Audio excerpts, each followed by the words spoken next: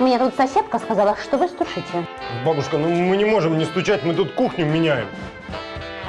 Запомни, милок, что в этом доме с 51-го года только я стучу.